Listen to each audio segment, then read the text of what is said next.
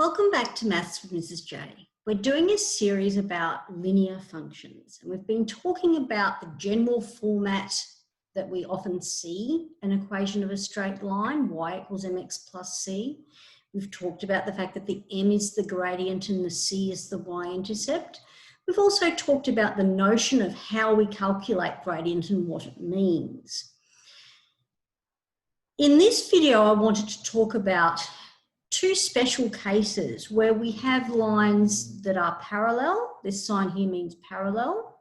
Remember, mathematicians like to be a little bit lazy and use symbols instead of writing words.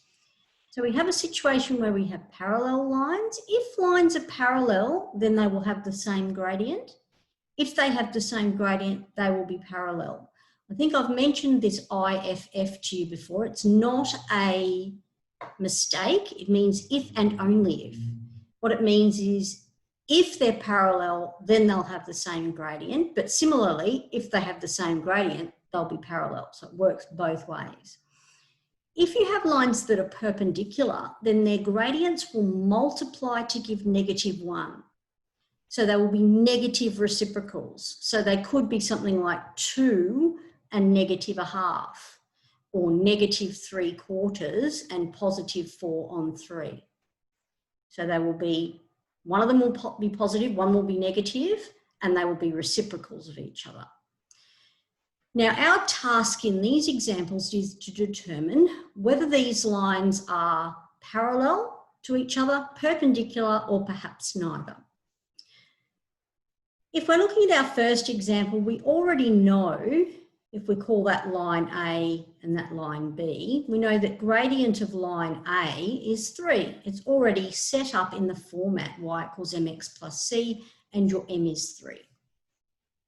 Let's rearrange this second line so that we've just got our y's on one side. So we're going to bring our x over there by subtracting and our 6. Then we're going to divide everything through by the 3. So the gradient of that line is -1/3. Gradient of line B is -1/3.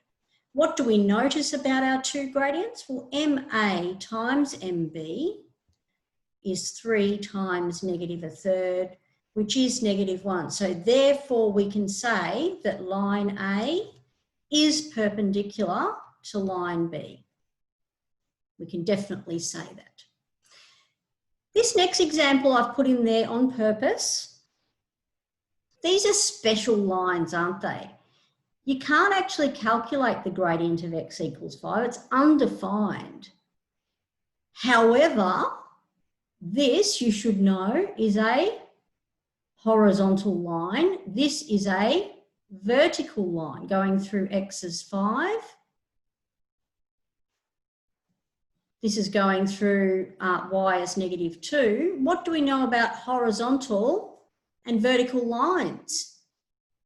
They're perpendicular. So yes, they're perpendicular because A is horizontal and B is vertical. Okay, so that's the one sort of fly in the ointment as far as multiplying them and getting -1. Last one for now. Well, obviously the gradient here is 2/3. So call that line B, call that line A. So gradient of B is very easy to read off. Let's get this so that the y's are on one side and everything else is on the other.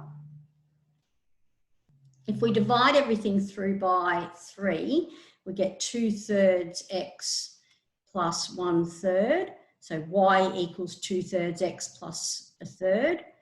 So the gradient of this is also 2/3. What do we know if we have the same gradient? We know that. So gradient A is the same as gradient B. Therefore, line A is parallel to line B.